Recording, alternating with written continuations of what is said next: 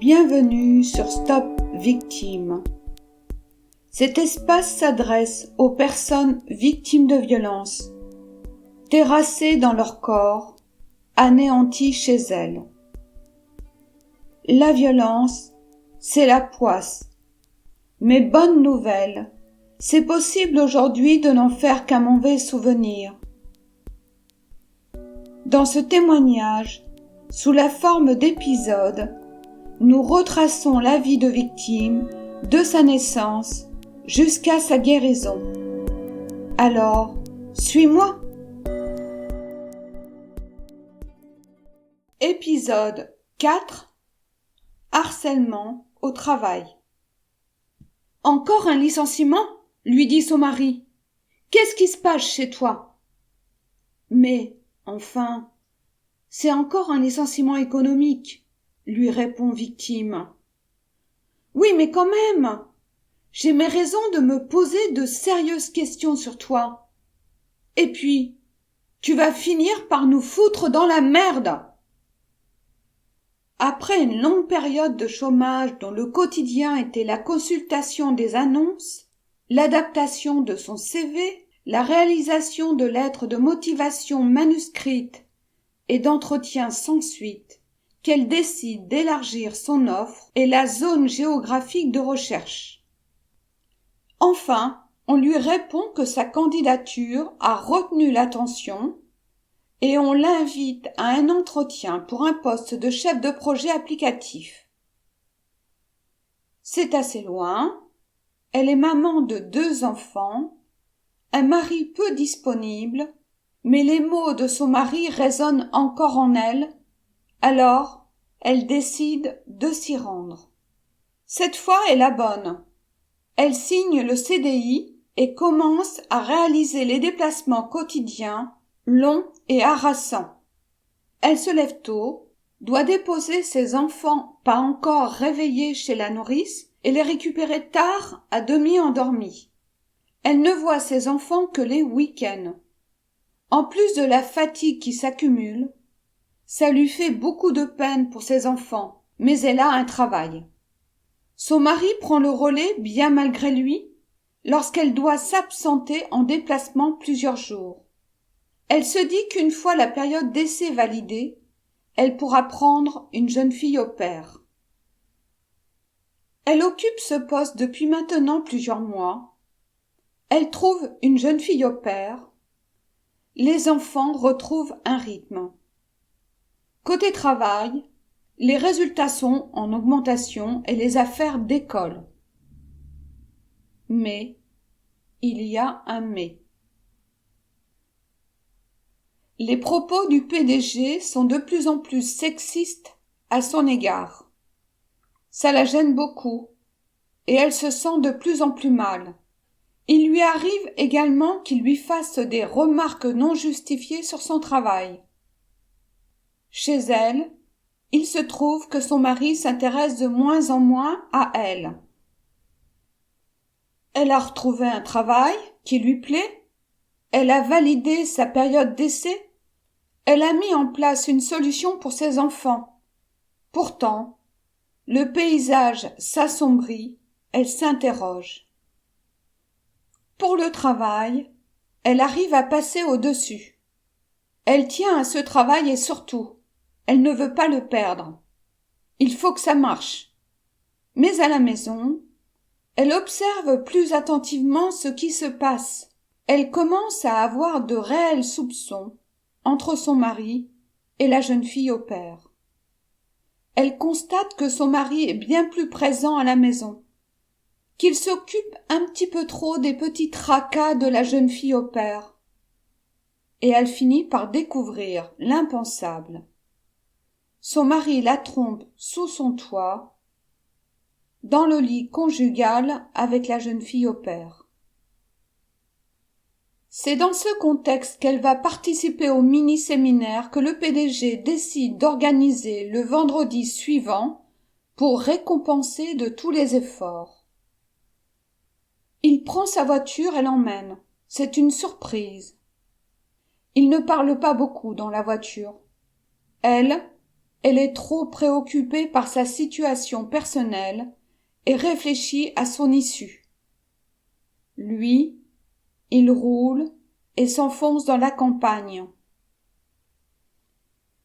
Une pensée la traverse. Où l'emmène-t-il? Elle ne voit pas très bien pourquoi avoir pris cette direction, mais elle ne s'y arrête pas. Elle a mieux à faire, elle doit réfléchir. Maintenant, il pénètre dans une forêt et il prend la parole. J'ai prévu une petite balade dans la forêt. Cette proposition la sort subitement de ses pensées. Elle sent tous ses poils qui se redressent. C'est une blague? C'est tellement incongru. Et puis, elle sent que l'atmosphère devient de plus en plus tendue et glaciale dans le véhicule. Elle se sent piégée et ressent quelque chose de très malsain.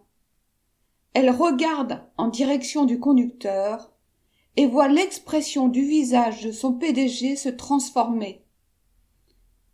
Elle renifle le danger. Elle le sait. Dehors, il se met à crachiner. Elle se risque à dire que la balade est compromise et qu'elle a froid. Ça n'a pas l'air de le décourager. Il semble poursuivre son idée. Il cherche une place pour se stationner et arrête le moteur de la voiture. À ce moment-là, le crachin se transforme en averse. Elle dit qu'elle ne va pas sortir du véhicule vu le temps. Lui, il regarde en direction du chemin forestier sombre et effrayant. Elle sent la mort planer. La pluie devient de plus en plus forte. Il finit par abdiquer et reprend la route. Au loin, elle voit des biches qui traversent dans une clairière. Elle se dit qu'elle ne va pas mourir, mais elle n'est pas sortie d'affaire. Il poursuit sa route et s'arrête dans une auberge perdue dans la campagne, non loin de cette forêt. Il semble connaître le lieu. Elle est toujours morte de trouille, mais elle s'accroche au semblant de sécurité que lui permet ce lieu. Il commande. On vient les servir, et le serveur se retire. Elle se retrouve de nouveau seule avec lui. Personne d'autre n'est présent dans cette auberge. Il procède à un enchaînement de mots et dévoile son intérêt pour elle. Et cela se termine inlassablement par « On monte, il y a des chambres dessus ». Elle résiste. Mais cela dure presque 2 heures. Comme elle ne s'en sort pas, elle envisage de demander de l'aide, mais elle n'y arrive pas. Il est toujours sur son dos. Lorsqu'elle a pu se déplacer au sanitaire, elle n'a croisé personne. Elle s'épuise à refuser. Elle ne peut pas prévenir son mari, vu ce qu'elle vient de découvrir. Et sa famille, elle ne la voit plus. Son mari l'en a isolée. Épuisée, elle finit par monter la mort dans l'âme. Adolescente, elle avait été violée par 2 de ses camarades de classe. Il lui avait proposé un thé alors qu'elle rentrait du sport. Elle s'était retrouvée nue à terre, bloquée par les bras de l'un, l'autre allongé sur elle. C'est alors qu'elle était devenue spectatrice de la scène. Elle flottait dans la pièce. Elle ne sentait plus rien. Elle voyait son corps inerte et l'homme s'agiter au-dessus. Réalisant qu'il n'y avait plus aucune réaction du corps, il s'était regardé et s'était mis à secouer le corps pour lui faire reprendre vie. Elle avait réintégré son corps. Pas encore dans la réalité et complètement abasourdie, elle s'était rhabillée et enfuie en titubant. À son retour chez elle, elle avait raconté à ses parents. Il faudrait aller voir la police. Son père dit qu'il va s'en charger. Le temps passe et rien. Au lycée, elle s'était retrouvée dénigrée et harcelée. C'est une pute, une grosse salope. Les deux hommes avaient choisi de lui faire une mauvaise réputation en attaquant son intégrité avant qu'elle ne puisse parler. Elle n'a pas su gérer ce viol. Les résultats scolaires ont chuté. Elle aurait voulu qu'on l'aide.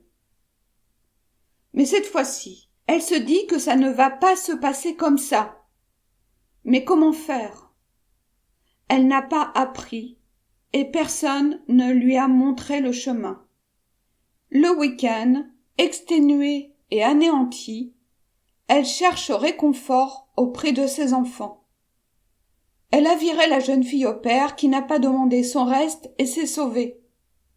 Elle ne peut rien raconter à son mari qui l'a trompée.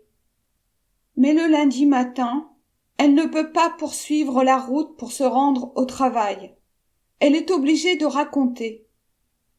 Son mari lui répond « Je vais t'aider, mais à condition que tu restes avec moi pour le reste de ta vie. » Elle prend un avocat. Elle va voir une association qui s'occupe de la violence faite aux femmes au travail. On lui explique qu'il vaut mieux aller vers le harcèlement moral, car le harcèlement sexuel, c'est pénal. Il faut être costaud, et aucune affaire d'harcèlement sexuel n'a été gagnée pour le moment. Elle dépose plainte. Elle recherche et trouve des personnes qui veulent bien témoigner de ce qu'ils ont constaté. Comment étaient victimes avant et après les faits. Son avocat lui demande de témoigner à l'émission Ça se discute de Jean-Luc Delarue pour aider à faire avancer le sujet en France. Tout ça lui coûte beaucoup d'énergie et malgré toutes ces démarches, elle s'enfonce dans une dépression. Elle suit une psychothérapie. Après de longs mois, elle gagne son procès. Il ne veut pas payer. Alors, elle saisit le juge d'exécution des peines, fait valoir ses droits en séance et contre-argumente la non-solvabilité évoquée par son agresseur. Le juge confirme l'obligation de paiement de la condamnation. Elle dit à victime de patienter dans la salle, la prend à part et lui demande de rester jusqu'à la fin des séances, tellement elle a eu froid dans le dos. Le regard du condamné était gorgé de haine et de violence.